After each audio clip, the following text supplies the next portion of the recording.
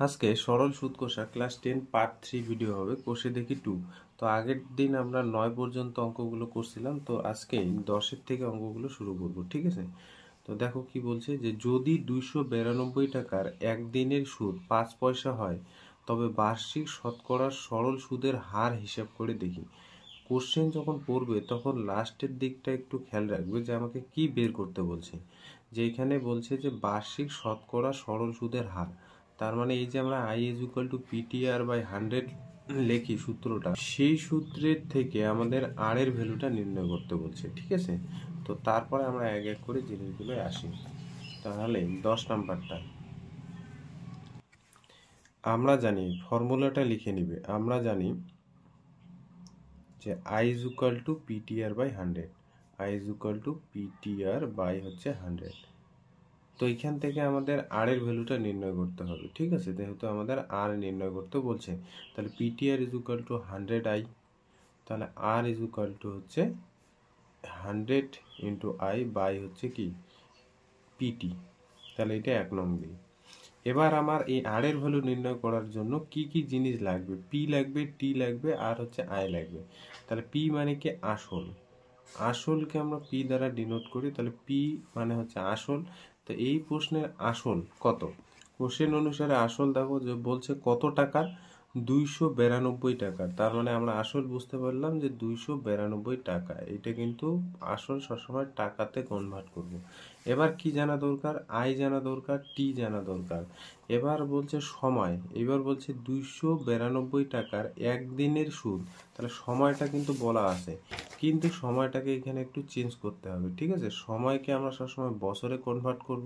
তাহলে একদিন আছে, একদিনকে আমরা বছরে কনভার্ট করার জন্য 365 দিয়ে ভাগ করে দেবো। তাহলে এটা কি হয়ে যাবে? বছর হয়ে যাবে, ঠিক আছে?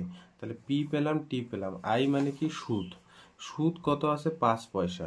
সুদ কত? 5 পয়সা। তাহলে সুদ 5 পয়সা, সুদ মানে হচ্ছে আই 5 পয়সা। তো পয়সা রাখলে হবে না, সুদকেও আমাদের টাকায় কনভার্ট করতে হবে, সেই জন্য 100 দিয়ে এই পয়সাটাকে ভাগ করব, তাহলে টাকায় রূপান্তর হয়ে যাবে, ঠিক আছে? টাকা সুদ তাহলে কি আমরা টাকায় কনভার্ট করলাম, ঠিক আছে? 5-এর নিচে 100 টাকা দিলাম, 5 পয়সাকে আমরা টাকায় কনভার্ট করলাম। এবার 1 নং থেকে আর এর ভ্যালুটা নির্ণয় করব। তাহলে 1 নং থেকে কি লেখা যাবে? R is equal to 100i, 100-এর সাথে আই গুণ, আই বলতে এখানে সুদ, 5-এর নিচে 100, তাহলে 100টা নিশ্চয়ই নিচে আসবে, ঠিক আছে? 100টা নিচে আসলো। পি এর ভ্যালু কত? পি এর ভ্যালু 292, পি এর ভ্যালু 292। আর টি এর ভ্যালু, টি এর ভ্যালু 1/365, তাহলে 365 কিন্তু উপরে চলে যাবে, 365 উপরে চলে গেল, ঠিক আছে? 365 উপরে গেল। 100, এটা দেখা গেল না? আরেকবার বলছি, হ্যাঁ। আই কত? আই বলতে আমাদের এখানে 5-এর নিচে 100, 100 দিয়ে দিলাম নিচের দিকে, তাহলে 100i বসালাম। পি এর ভ্যালু কত? পি এর ভ্যালু এই যে 292, এখানে বসালাম। টি এর ভ্যালু হচ্ছে 1-এর নিচে 365, তাহলে 1 গুণ হবে 365 উপরে চলে গেল, ঠিক আছে? এখানে একটু কাটাকাটি করি, তাহলে দেখো এটা কাটলো। এবার দেখো 73 দিয়ে যায় ভাগ, এটা হচ্ছে 473 রং হচ্ছে তোমার 292, আর এখানে হচ্ছে 5 আর গুণন 73 গুণ করলে 365 হবে, ঠিক আছে? তাহলে উপরে আমার দাঁড়ালো কত? 5 আর 5 হচ্ছে গুণ করলে 25, আর নিচে হচ্ছে 4। তাহলে এই 25কে 4 দিয়ে ভাগ করবে, তাহলে এখানে 4 6 24, 1 থাকলো। তার মানে এই যে 25কে 4 দিয়ে ভাগ করলে 6×1=4 এত শতাংশ। তাহলে এই যে আমাদের সুদ, হ্যাঁ, তার মানে বার্ষিক শতকরা সুদটা হচ্ছে তোমার বার্ষিক শতকরা সুদের হার, সুদের হার সেটা কত হচ্ছে? 6×1=4 এত শতাংশ। এটাই অ্যান্সার। 11 নম্বর কোশ্চেনটা দেখো কি বলছে, যে বার্ষিক 8% হার সরল সুদে কত বছরে? কি বের করতে বলছে ওইটা আগে দেখবে, যে কত বছরে 600 টাকার সুদ 168 টাকা হবে হিসাব করতে বলছে, ঠিক আছে? তাহলে আমরা জানি, ফর্মুলাটা লিখে নিই। 11 নম্বরটা আমরা জানি যে I is equal to PTR by হচ্ছে 100, তাহলে এখান থেকে টি বের করতে হবে, কারণ এখানে বছর কত বছরে বলছে, তার মানে সময়টা, তার মানে PTR by is equal to হচ্ছে 100i। তাহলে টি ইজ ইকুয়াল টু হচ্ছে 100i বাই হচ্ছে পিআর। তাহলে এই টি এর ভ্যালুটা নির্ণয় করার জন্য আই এর ভ্যালু লাগবে, পি এর ভ্যালু লাগবে, আর আর এর ভ্যালু লাগবে। তাহলে এখানে পি বলতে আসল, ঠিক আছে, আসল। সে আসলটা এখানে কত বলছে, এক মিনিট। বার্ষিক 8% হার সরল সুদে কত বছরে, এই যে 600 টাকার, এখানে বলছে 600 টাকার সুদ 168 টাকা, তার মানে আসল হয়ে যাবে 600 টাকা, ঠিক আছে। আর বলতে সুদের হার, এখানে বার্ষিক যে সুদের হার সেটা আর, সে আরটা হচ্ছে 8%। প্রথমেই বলা আছে যে 8% বার্ষিক হার সরল সুদে, ঠিক আছে। এবার আই মানে হচ্ছে সুদ, তাহলে এই 600 টাকা 8% সরল সুদে বলছে 168 টাকা সুদ হতে কত বছর লাগবে, তার মানে টিটা বের করতে বলছে। অতএব 1 নং থেকে এগুলো বসাবো। টি ইজ ইকুয়াল টু 100, আই বলতে এখানে 168, ঠিক আছে, পি বলতে 600 গুণন আর বলতে 8, এই শূন্য কাটলো, তাহলে মানে 100 কাটলো, 6 বেঁচে থাকলো, 8 দিয়ে যাবে, 8 দুগুণ হচ্ছে 16, 8 কে 8, তার মানে উপরে হলো 21, 3 দিয়ে 3 দুগুণ 6, 3 সাথে 21, তার মানে 7 উপরে থাকলো, নিচে হচ্ছে 2। টি ইজ ইকুয়াল টু 7/2। তো 7/2 কে তুমি এখানে ভাগ করো 7কে 2 দিয়ে, 3 দুগুণ 6, 1, তাহলে 3 পূর্ণ মানে 3 বছরের একটু বেশি সময়, তাই না, এত বছর, এটা অ্যান্সার, ঠিক আছে। তার মানে 3.1/2 বছরে 600 টাকা সুদ কত হবে, 168 টাকা হবে। এখানে অ্যান্সারটা যদি লেখো যে 3.1/2 এত বছরে, যে এই যে 600 টাকাটার উপর 600 টাকার সুদ 168 টাকা হবে, ঠিক আছে। 12 নম্বর অঙ্কটা দেখো, ভিআই অঙ্ক।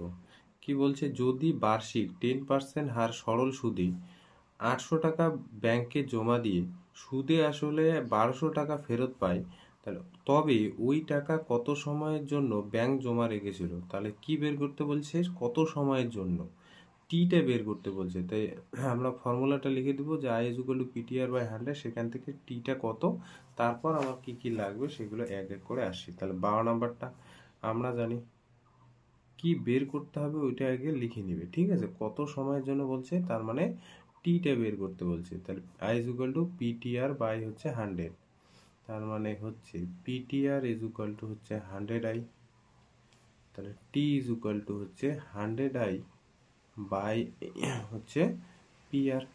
তার মানে এই টি এর ভ্যালু বের করার জন্য আমার পি লাগবে, আর লাগবে, আর আই লাগবে। তাহলে এখানে আসল, হ্যাঁ, এখানে আসল বা পি, আসল বা পি ইজ ইকুয়াল টু কত হচ্ছে, আমি ব্যাংকে কত টাকা রাখছে, দেখো 800 টাকা জমা রাখছে, বার্ষিক 10% হার সরল সুদে 800 টাকা ব্যাংকে জমা দিয়ে, তার মানে আসলটা হলো 800 টাকা ব্যাংকে জমা দেওয়া, বা ব্যাংক তোমাকে যে টাকা দেবে সেগুলো কিন্তু আসল। এবার হচ্ছে সুদের হার, মানে হচ্ছে 8টা, সে 8টা বলছে 10%, বার্ষিক 10%। এবার হচ্ছে সুদ, এই সুদটা ভালো করে বুঝবি যে সুদটা কত, সুদ মানে হচ্ছে আই, তাই না, ইন্টারেস্ট। সুদটা কত সেটা তোমার নির্ণয় করতে হবে। দেখো ও ব্যাংকে হচ্ছে 800 টাকা রাখছে, এবার সুদে আসলে ফেরত কত দিছে, 1200 টাকা, তার মানে সুদ কত দিল, সুদ এই, তাহলে সুদটা কি করে করবো, যত টাকা আমাকে ফেরত দিছে সেই টাকার থেকে আমি আমার আসল টাকা বিয়োগ করব, তাহলে সেই বিয়োগ ফলের রেজাল্টটাই হবে সুদ, তার মানে 400 টাকা, বোঝা গেল। তার মানে সুদ হয়ে গেল 400 টাকা। দেখো কাউকে তুমি ধরে নাও 100 টাকা দিলে, এবার কিছু সুদ চাইলে তার কাছে, সে সুদ সমেত তোমাকে টাকা ফেরত দিল 150 টাকা, সে সুদও দিল তোমার টাকাটাও ফেরত দিল, সুদে আসলে তোমাকে 150 টাকা ফেরত দিল। তার মানে তোমাকে কত টাকা সুদ দিল কি করে বের করবে? এই যে সুদে আসলে যে টাকাটা দিল সেখান থেকে তোমার আসল টাকাটা বিয়োগ করবে, তাহলেই না তুমি সুদটা পাবে। তার মানে সুদ তোমাকে কত দিল? 50 টাকা। তাহলে 100 টাকাটার উপর তোমাকে সুদ দিল কত? 50 টাকা। এখানেও তাই করছি, যে সুদে আসলে আমাকে 1200 টাকা ফেরত দিছে, আমি রাখছি 800 টাকা, সেই জন্য আমার সুদ কত হয়ে গেল? 400 টাকা। ঠিক আছে, তাহলে 1 নং থেকে টি বের করব। 1 নং থেকে টি, তাহলে টি ইজ ইকুয়াল টু কী হবে? 100, আই বলতে কত? 400, 100 গুণন, এবার বলছে পি, সরি পি হচ্ছে 800, পি হলো 800, আর বলতে 10। তাহলে এই যে এখানে শূন্য শূন্য কাটলো, এই শূন্য কাটলো, তাহলে 8 দিয়ে 40কে 5, তার মানে টি বের হলো 5। তাহলে এত বছর। ঠিক আছে, এত বছর, এটাই হবে অ্যান্সার। তার মানে কি 800 টাকা যদি ব্যাংকে 10% সরল সুদে রাখে, তাহলে 5 বছরে ওই সুদে আসলে টাকা দাঁড়াবে হচ্ছে 1200 টাকা। ঠিক আছে, হ্যাঁ, এই 13 নাম্বার অঙ্কটা কিন্তু ভালো করে বুঝবে। ঠিক আছে, কোনো মূলধন একই বার্ষিক শতকরা সরল সুদের হারে 7 বছরে সুদে আসলে বলছে 7100 টাকা এবং 4 বছরে সুদে আসলে 6200 টাকা হলে মূলধন ও বার্ষিক শতকরা সুদের হার কত? তাহলে আমরা ওই যে ফর্মুলাটা শিখছি সেই ফর্মুলার থেকে কিন্তু ডাইরেক্ট এখানে অঙ্কটা বের হবে না। এখানে আমাদের আসলটা নেই, আসল বের করতে হবে, আর হচ্ছে বার্ষিক শতকরা সুদের হার বের করতে হবে। তাহলে একটা সূত্র থেকে আমরা একই সময়ে দুইটা অজানা জিনিস বের করতে পারি না। আমরা এতক্ষণ যাবত যে অঙ্কগুলো করলাম, দেখবে অজানা যে কোনো একটা বের করছে আর বাকি তিনটার ভ্যালু দেওয়া ছিল, কিন্তু এখানে কি আছে? মূলধন আর বার্ষিক শতকরা সুদের হার, মানে পি এর ভ্যালু আর আর এর ভ্যালু একই সাথে বের করতে বলছে, সেই জন্য কিন্তু ওই ফর্মুলা দিয়ে এটা হবে না, একটু অন্যরকম।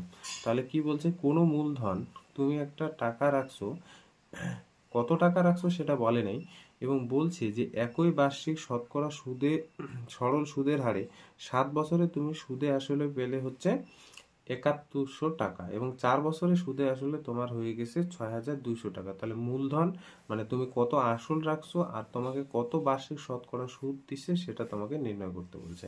তাহলে প্রদত্ত এক এক করে আসি, আবার আসল আর শতকরা সুদের হারটা নির্ণয় করতে হবে। ঠিক আছে, একটা জিনিস লক্ষ্য করো, এখানে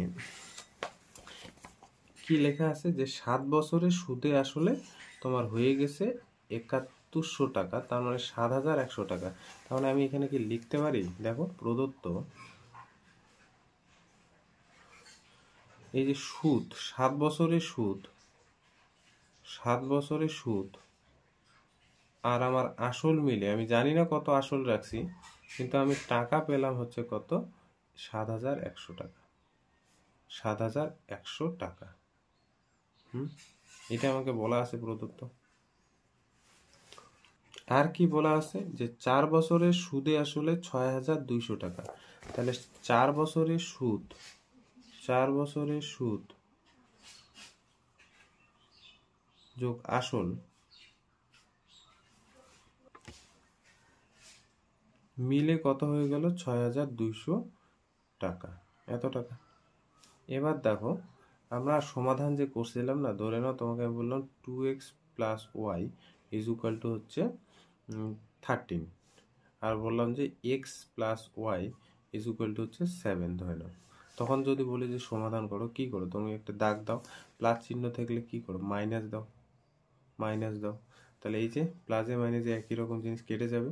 এখানে কি করো? 2x থেকে x বাদ দাও, তাহলে x থাকলো, আর এখানে 13 থেকে 7 বিয়োগ, তার মানে 6, তার মানে x এর ভ্যালুটা বের হয়ে যায় কত? 6। তো একই কাজটা এখানে করব। চিহ্ন কি আছে? প্লাস, এখানে হয়ে যাবে মাইনাস, চিহ্ন কি আছে? প্লাস, এখানে হয়ে যাবে মাইনাস, চিহ্ন কি আছে? প্লাস, এখানে হয়ে যাবে মাইনাস।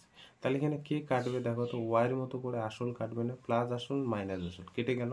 7 বছরের সুদ থেকে 4 বছরের সুদ বিয়োগ, তার মানে 3 বছরের সুদ, 3 বছরের সুদ, আসল তো কেটে গেল। এবার 7100 টাকা থেকে 6200 টাকা বিয়োগ, তার মানে 2009 900 টাকা। 3 বছরের সুদ হয়ে গেছে তোমার 900 টাকা।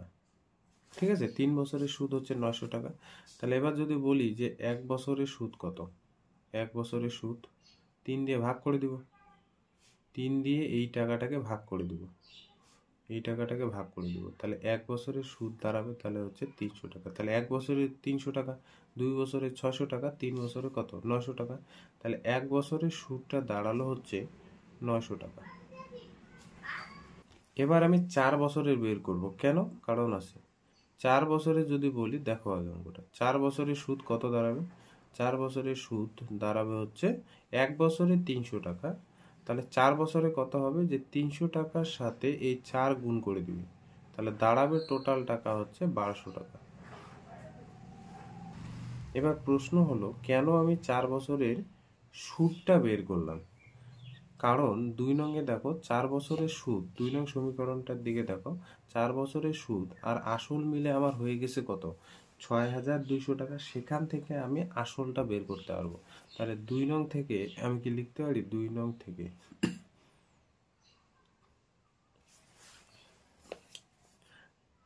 4 বছরের সুদ কত, 2 নং থেকে এই যে 4 বছরের সুদ যোগ আসল মিলে 6200 টাকা হয়ে গেছে। তাহলে 4 বছরের সুদ 2 নং থেকে এখানে লিখতে পারি, 4 বছরের সুদের জায়গায় 1200 টাকা, এত টাকা প্লাস আসল ইজ ইকুয়াল টু হচ্ছে 6200 টাকা। ঠিক আছে, 6200 টাকা। তাহলে এখান থেকে আসল বের হয়ে যাবে। তাহলে আসলটা বের হয়ে গেল কত, 6200 টাকা থেকে 1200 টাকা বিয়োগ, 6200 টাকা থেকে 1200 টাকা বিয়োগ। এবার তার মানে কত হলো, 5000 টাকা, 5000 টাকা দাঁড়াবে। ঠিক আছে, তার মানে আসল হয়ে গেল, মানে আসলের ভ্যালু বের হয়ে গেল। আসল মানে হচ্ছে পিটা, সেই পি এর ভ্যালু কিন্তু বের হলো। তার মানে তোমার কিন্তু আসল ছিল 5000 টাকা, 4 বছরের সুদ মিলে হয়ে গেছে তোমার 6200 টাকা। তাহলে আসল পেয়ে গেলে, তাহলে আসলের ভ্যালু কিন্তু পেয়ে গেলে, আসল বা মূলধন তোমার কিন্তু নির্ণয় করা হয়ে গেল। এবার তোমার বার্ষিক সরল শতকরা সুদের হার নির্ণয় করতে হবে। তার মানে হচ্ছে আর বের করতে হবে, তাই না? সেজন্য আমরা এবার ফর্মুলায় চলে যাব। যদি একটা অজানা রাশি বের করতে বলে তাহলে আমরা ফর্মুলায় চলে যাব। তাহলে আমরা জানি I is equal to PTR by 100, PTR by 100। এখান থেকে আরটা বের করব, তাহলে পিটিআর ইজ ইকুয়াল টু হচ্ছে 100i, 100i। তাহলে আর ইজ ইকুয়াল টু হচ্ছে 100i বাই হচ্ছে পিটি। ঠিক আছে, 100i is equal two PT. এবার আমার আর এর ভ্যালুটা নির্ণয় করার জন্য, এটা 3 নং দিই, 1 2 যেহেতু দিয়ে রাখছি, আর এর ভ্যালুটা নির্ণয় করার জন্য আমার পি এর ভ্যালু লাগবে, টি এর ভ্যালু লাগবে, আর আই লাগবে। ভালো করে বুঝবো। তাহলে এখানে পি বলতে আসল, তাহলে আসল আমি পেয়ে গেছি। আসলটা কত পেলাম, আমি 5000 টাকা রাখছি, তাহলে 5000 টাকা রাখছি, 5000 টাকা আসল হচ্ছে কিন্তু 5000 টাকা। এবার সময় মানে হচ্ছে টিটা, সময়টা এখানে কত বছর নিব, 4 বছর। কেন? কারণ হচ্ছে 4 বছরের সুদ আর আসল মিলে আমার 6200 টাকা হয়েছে, সেখান থেকে আসল পেয়ে গেছি। তাহলে আসলটা কয় বছরের ক্ষেত্রে বের করছি, 4 বছরের ক্ষেত্রে, সেই জন্য কিন্তু সময়টা 4 বছর নেবে। এবং সুদ, 4 বছরের সুদটা আমি কত পেয়ে গেছি, 1200 টাকা। এই যে 1200 টাকা 4 বছরের সুদ, 4 বছরের সুদ, এই যে 4 বছরের সুদ হয়ে গেছে কত, 1200 টাকা। তাহলে এখানে সময়টা হচ্ছে 4 বছর, সুদটা কত, 1200 টাকা। এই 4 বছরের সুদ থেকে, সুদ আর যোগ আসল থেকে এই দুইটা যোগফল 6200। তাহলে সেখান থেকে আমি আসলটা বের করছি কত, 5000। তাহলে বোঝা গেল আসল কেন 5000, সময়টা 4 বছর, আর সুদটা হবে 1200 টাকা। তো 1 নং থেকে 3 নং থেকে আমরা আর এর ভ্যালু বের করব। 3 নং থেকে কি লেখা যাবে, R is equal to 100i, I বলতে এখানে 1200, নিচে হচ্ছে পি 5000, গুণন টি বলতে হচ্ছে 4। তাহলে এই শূন্য শূন্য কাটলো, এই শূন্য কাটলো, 5 দুগুণ 10, আর এখানে 2 দুগুণ 4, 6 দুগুণ 12। তার মানে আর হয়ে গেল 6, পার্সেন্টেজ দিব। তাহলে মূলধন, অতএব মূলধন নির্ণয় কি করতে বলছে, মূলধন বা আসল।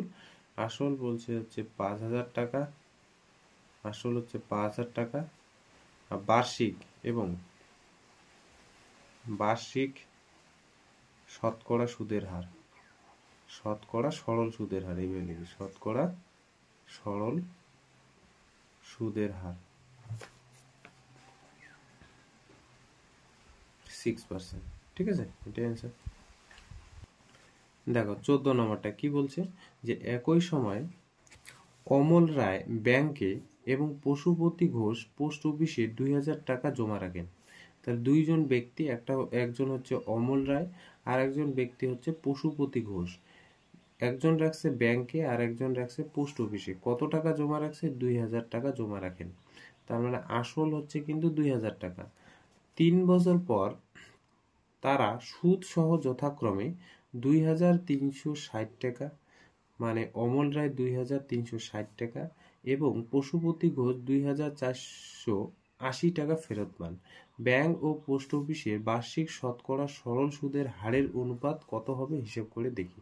তাহলে এটাও কিন্তু একটা ইম্পর্টেন্ট অঙ্ক। ঠিক আছে, তো আমরা কিভাবে করব? আমরা প্রথমে অমল রায়ের ব্যাংক এই টাকাটা রেখে এত টাকা যদি ফেরত দেয় তাহলে কত সুদটা দিছে সেটা বের করব। একই রকম পশুপতি ঘোষ পোস্ট অফিসে এই টাকাটা রেখে এই টাকা ফেরত দিলে কত সুদ পায় সেটা বের করব। তারপর দুইটার অনুপাত নির্ণয় করব। ঠিক আছে, তাহলে প্রথমে এইখানে হেডিং দেই যে অমল রায়ের ব্যাংকের ক্ষেত্রে, হ্যাঁ, অমল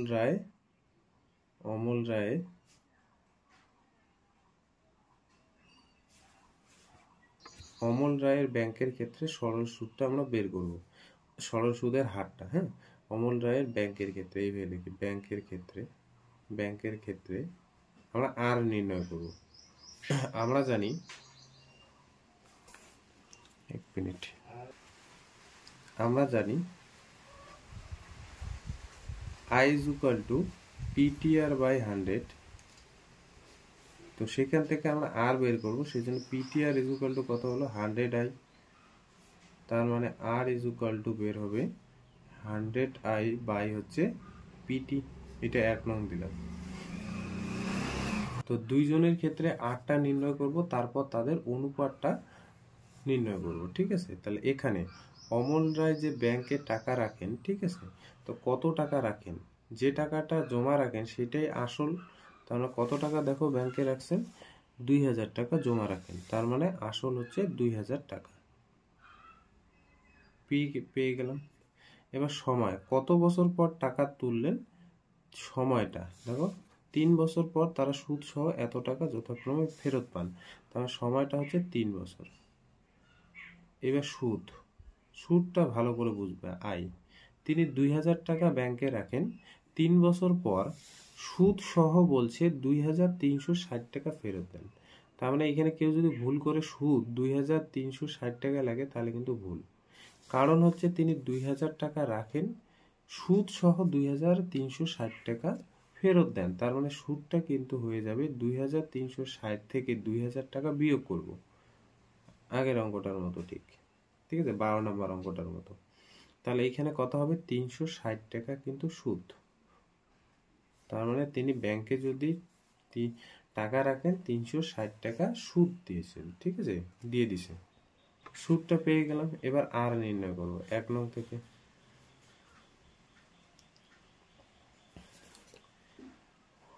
আর কত হবে? আর হয়ে যাবে 100। আই বলতে কত? 360। এই পি বলতে 2000 টাকা। টি বলতে কত বছর? 3 বছর। তাহলে এই 3টা শূন্য এখানে, এই দুইটা এটা কাটলো, তাহলে এখানে হয়ে যাচ্ছে 5 2 10। এখানে তো 1 ছিল, এটা কেটে গেছে, তাই না? 18। তাহলে 3 6 18। তার মানে আর হয়ে গেল কত? 6। তাহলে আর হয়ে গেল 6। তাহলে অমল রায় যদি ব্যাংকে টাকা রাখেন তাহলে বলছে সুদের হারটা হচ্ছে 6%। এবার আরেকজন ব্যক্তি আছে পশুপতি ঘোষ। তো এবার আমরা বের করব পশুপতি ঘোষের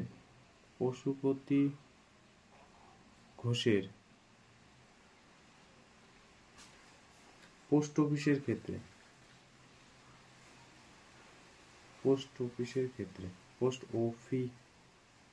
ক্ষেত্রে সেখানেও আমার আর বের করতে হবে। সেজন্য আমরা জানি এই কথাটা না লিখলেও হবে, একবারে ডাইরেক্ট এইখান থেকে আমরা বের করব। তার মানে সেখানে আমাদের আসল, এখানে পশুপতি ঘোষ যে পোস্ট অফিসে টাকা রাখেন সেখানে কত টাকা রাখেন মানে আসলটা, আসলটা কত, তিনিও 2000 টাকা রাখেন, তিনিও 2000 টাকা রাখেন। এবার এবার টাকা ফেরত নেন কত বছর পর, তার মানে সময়টা হচ্ছে 3 বছর পর তিনি টাকা ফেরত নেন, ঠিক আছে। এবার সুদ কত দেন, তাই না, সুদ আইটা, তাহলে সুদ এবার দেখো 2000 টাকা ব্যাংকে রাখছেন, 2480 টাকা ফেরত পান সুদ সহ। তার মানে সুদ কি হবে, 2480 থেকে 2000 টাকা বাদ দিব, তার মানে 480 টাকা তিনি সুদ পান। এবার 1 নং থেকে ডাইরেক্ট লিখে দিব, 1 নং থেকে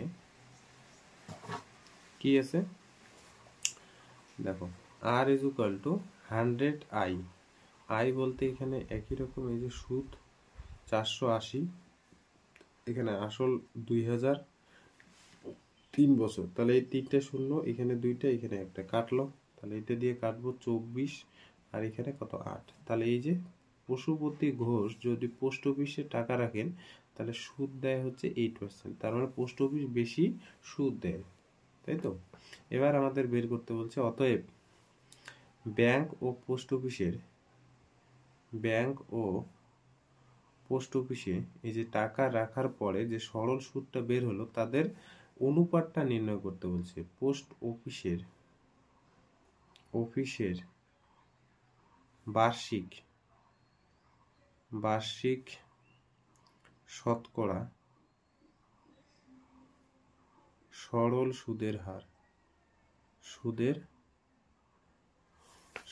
সুদের হারের অনুপাত বের করে একবারে। তাহলে ব্যাংকের ক্ষেত্রে 6% মানে 6, আর শতকরা যেহেতু দিয়ে দিছি পার্সেন্টেজ দেওয়ার দরকার নেই, ঠিক আছে। পোস্ট অফিসের ক্ষেত্রে 8, তার মানে এটা লেখা যায় 6-এর নিচে 8, অনুপাতকে আমরা এইভাবে লিখি 3 দুগুণ 6, 4 দুগুণ 8, 3-এর নিচে 4, তার মানে কত 3:4, এটা অ্যান্সার। দেখো 15 নম্বরটা কি বলছে, একটি তাঁত সমবায় সমিতি যন্ত্রচালিত তাঁত ক্রয়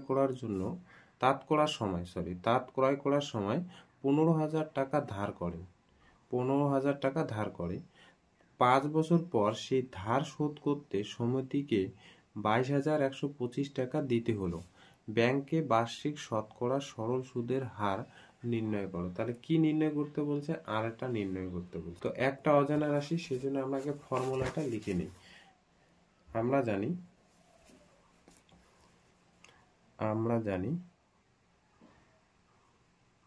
1 মিনিট, দেখা যায় না, হ্যাঁ দেখা যাচ্ছে, ঠিক আছে।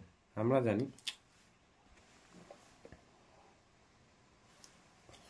ডিস্টার্ব করছে আজকে, I is equal to PTR by 100। তো আর নির্ণয় করতে বলছে, সেখান থেকে আমরা আরটা দেখি কত আসে, 100i, আর হচ্ছে আমার 100i বাই হচ্ছে পিটি, ঠিক আছে। এবার দেখো আমার আর এর ভ্যালু নির্ণয় করার জন্য পিটি আর আই লাগবে। এখানে আসল, পি মানে আসল বা মূলধন। এবার ব্যাংকে টাকা রাখো বা ব্যাংক থেকে তুমি টাকা ধার নাও, সেটাই আসল। তাহলে তাঁত সমবায় সমিতি এই যে যন্ত্রচালিত তাঁত তৈরি করার জন্য তাঁত যন্ত্র চালিত একটা মেশিন কিনবেন, সেই জন্য বলছে যে কত টাকা ক্রয় করার জন্য আমার কত দরকার, 15,000 টাকা ধার করেন। তাহলে ব্যাংক থেকে 15,000 টাকা ধার করেন এবং সেই ধার করাটাই হলো আসল। ব্যাংক থেকে টাকা যে নেয় সেই ধার করার টাকাটাই হলো আসল। তাহলে 15,000 টাকা, এখানে কিন্তু শূন্যগুলো ভালো করে দেখে শিখে বসাবে, ঠিক আছে।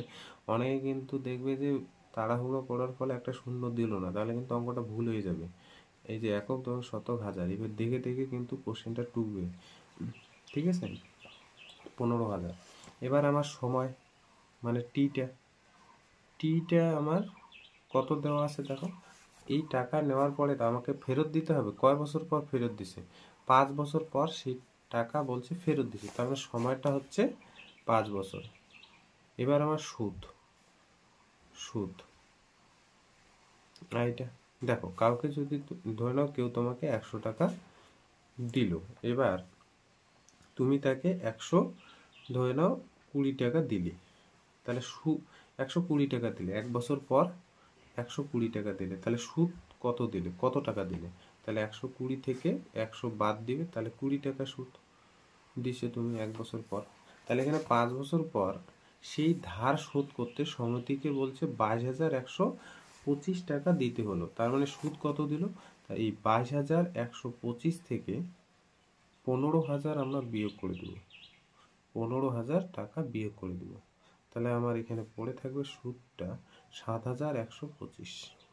তাহলে 15,000 টাকা এই যে ধার করলো, 5 বছর পর সুদ দিল 7,125 টাকা।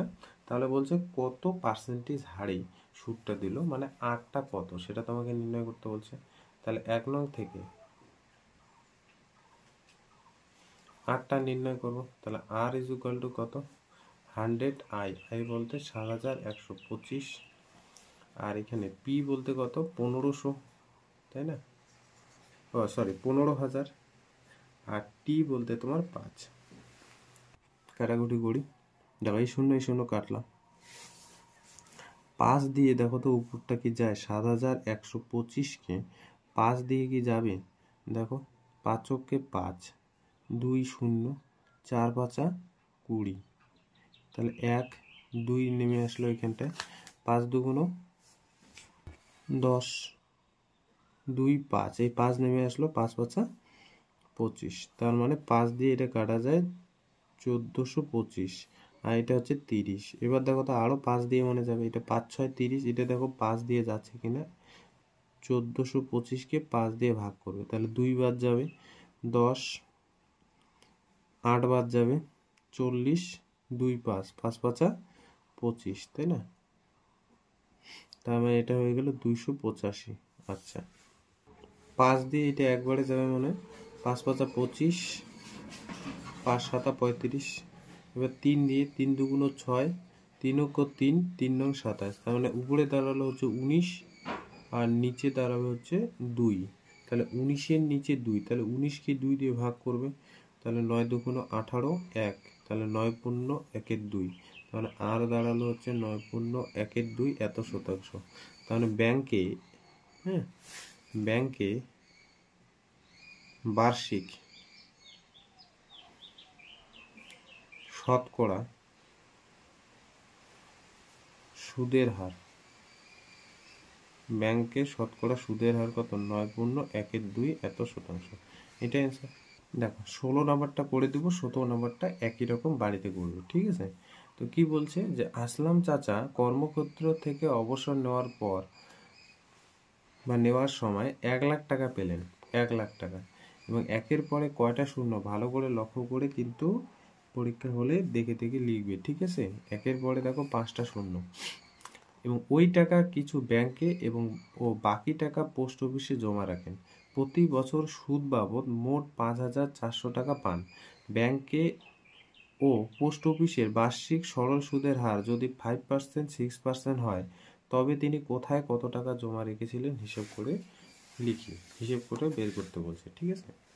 তাহলে একটু তোমাদের এখানে একটু ডিটেলসে বলি, তাহলে ব্যাপারটা ক্লিয়ার হবে। তাহলে আসলাম চাচা তাহলে কত টাকা নিয়েছিলেন, দেখো অবসর নেওয়ার পর কত টাকা পেলেন, 1 লাখ টাকা। তিনি কি করলেন, 1 লাখ টাকা, একের পরে 5টা শূন্য, এত টাকা।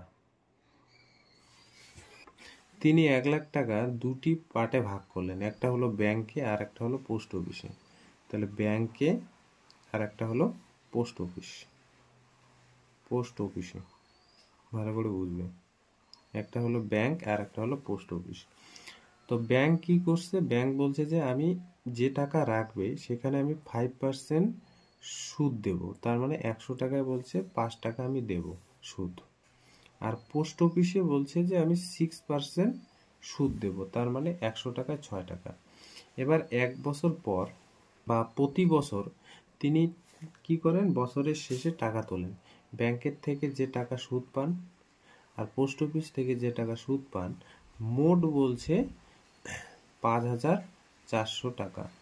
এবার তোমাকে প্রশ্ন করছে যে আমি বা আসলাম চাচা, আমি বলাটা ভুল, আসলাম চাচা ব্যাংকে কত টাকা রাখছে আর পোস্ট অফিসে কত টাকা রাখছে, যাতে করে ব্যাংক 5% সরল সুদ আর পোস্ট অফিস 6% সরল সুদ যদি দেয়, তাহলে মোট টাকাটা 400 টাকা দাঁড়াবে। তাহলে এই যে এটা তোমার নির্ণয় করতে হবে, ঠিক আছে।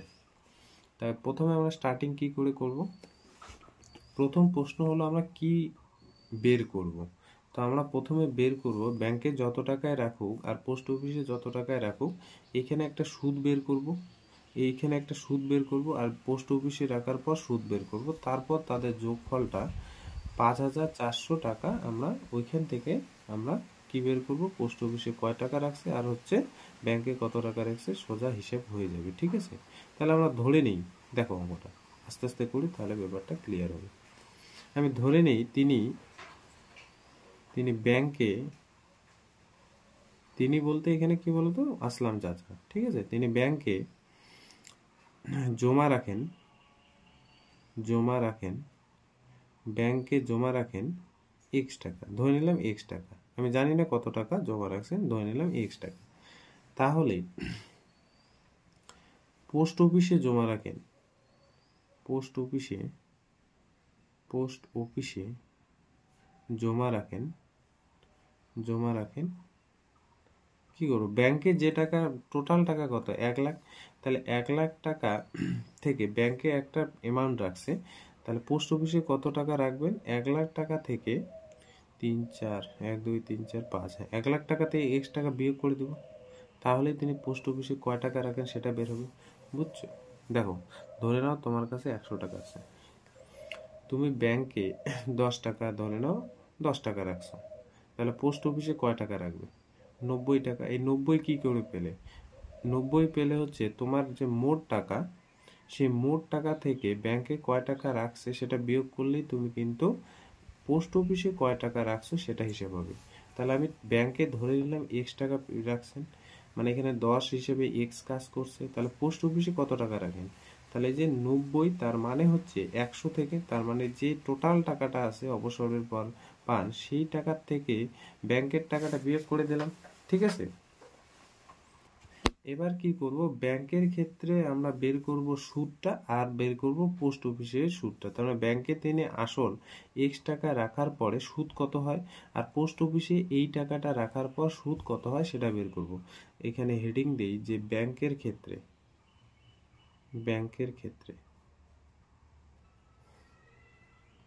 আমরা জানি একটা ফর্মুলা, আমরা জানি I is equal to PTR by 100। তাহলে এখান থেকে আর এর ভ্যালুটা আমার বের করতে হবে, সরি আইটাই বের করতে হবে, এটা 1 নং দিয়ে দিই, ঠিক আছে।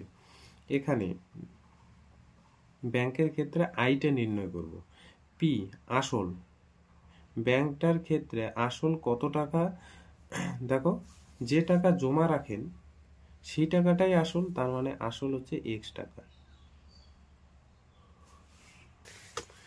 সময়, তিনি প্রত্যেক বছর কি করেন টাকা তুলতে যান, তার মানে সময় হচ্ছে 1 বছর, প্রতি বছর মানে হচ্ছে 1 বছর, হ্যাঁ। এবার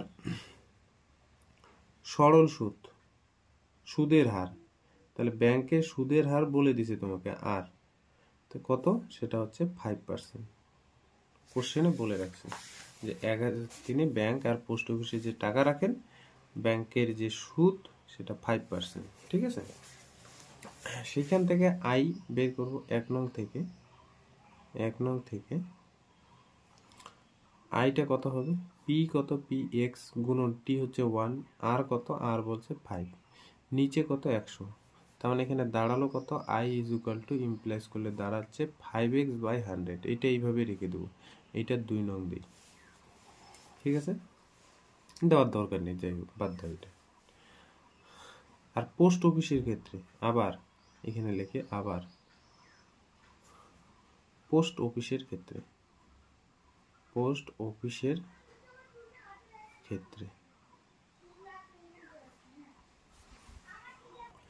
আমরা সেখানেও আয় বের করব, সেই জন্য এখানে আসল আমরা জানি, ফর্মুলাটা লিখে নিই, আমরা জানি I is equal to PTR by 100, তো আয় বের করব, এটা 2 নং দিই।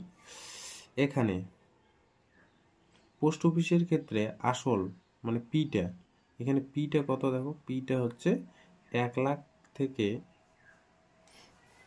দেখো 4টা শূন্য আমি দিয়ে দিছি, 5টা হবে, ঠিক আছে, এক্স টাকা বিয়োগ করব, তাহলে এইটা হলো আসল। এই যে পোস্ট অফিসে যে টাকাটা জমা রাখেন সেটাই হলো আসল। আর সময়, সময় বলতে এখানে হচ্ছে টি, সময় হচ্ছে টাইম, টাইমটা হচ্ছে 1 বছর। আর এখানে হচ্ছে সুদের হার, সুদের হারটা এখানে একটু বেশি, হারটা হচ্ছে 6%। তাহলে এই যে আমরা লিখবো যে 2 নং থেকে আই ইজ ইকুয়াল টু কি পেলাম, পি বলতে 1 লাখ 2 3 4 5 মাইনাস এক্স, টি বলতে 1 গুণন 6 বাই হচ্ছে পিটিআর বাই 100। তার মানে এখানে কি পাচ্ছি দেখো, আই ইজ ইকুয়াল টু পাচ্ছি, মানে সুদটা পাচ্ছি 6 গুণন 1 লাখ মাইনাস এক্স বাই হচ্ছে 100, এটা পেলাম। এবার এই পোস্ট অফিসের ক্ষেত্রে আর এই ব্যাংকের ক্ষেত্রে যে আইটা বের হলো, এখানে একটা সুদ পেলো, ব্যাংকে একটা সুদ পেলো আর পোস্ট অফিসে একটা সুদ পেলো। দেখো তো এই সুদ দুইটার যোগফলেই তো বলা আছে যে 5,400 টাকা প্রতি বছর তিনি যে যান পোস্ট অফিস থেকে টাকা তোলেন, একটা সুদ পান ওই টাকার, এবং ব্যাংক থেকে একটা টাকা রাখছেন সেই টাকার একটা সুদ পান। তাহলে মোট টোটাল সুদ পান কত, 5,400 টাকা। তার মানে এই যে শর্ত মতে আমি কি লিখতে হবে দেখো তো, শর্ত মতে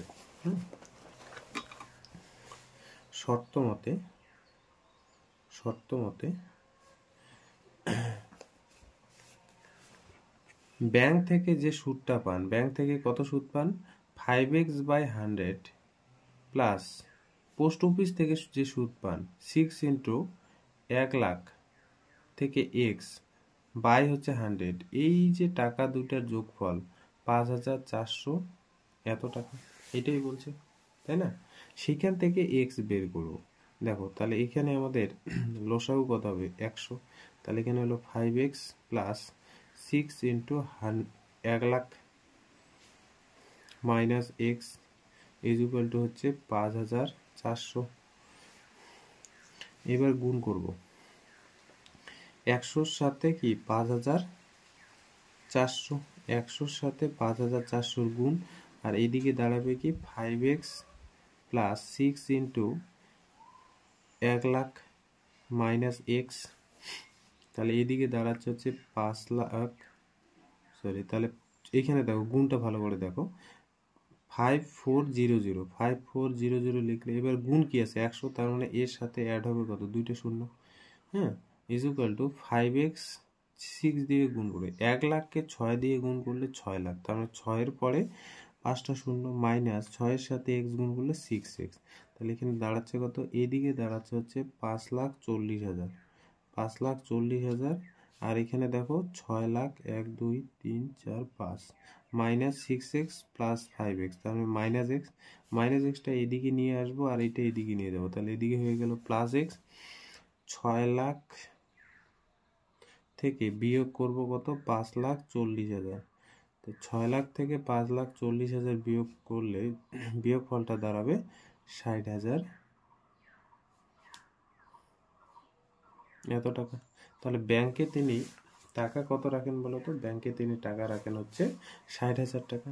এই যে এক্স কি ধরছিলাম, এক্স ধরছিলাম না যে ব্যাংকে তিনি কত টাকা জমা রাখেন, এই যে এক্স কি ধরছিলাম, ব্যাংকে তিনি কত টাকা জমা রাখেন, তাহলে পোস্ট অফিসে কত টাকা রাখেন, তাহলে ব্যাংকে তিনি জমা রাখেন 60,000, তাহলে 1 লাখ থেকে 60,000 বাদ দিলে পোস্ট অফিসে তিনি কত টাকা রাখেন 40,000।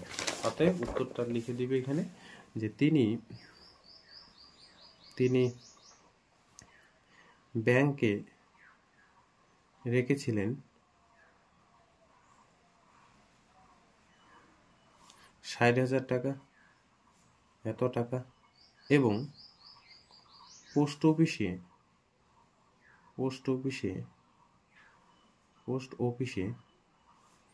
রেখেছিলেন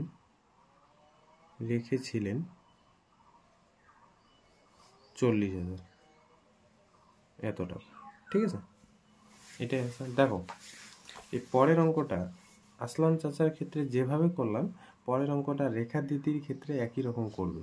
কি বলছে যে রেখা দিদি তার সঞ্চিত অর্থের 10,000 টাকা দুটি ব্যাংকে ভাগ করে একই সময়ে জমা দিলেন, দুইটি ব্যাংকে। তাহলে এখানে আসলাম চাচা 1 লাখ টাকা ছিল, দুটি ব্যাংকে ভাগ করছে, ঠিক একই রকম কাজ রেখা দিদিও করছে।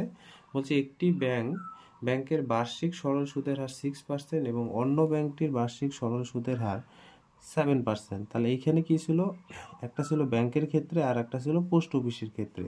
এইখানে দুইটা ব্যাংকের ক্ষেত্রে 2 বছর পর তিনি সুদ বাবদ এত টাকা পান। তাহলে এখানে আগে ছিল টাইমটা ছিল এত টাকা, এবার হচ্ছে টাইমটা ছিল 1 বছর, এবার টাইমটা হচ্ছে 2 বছর।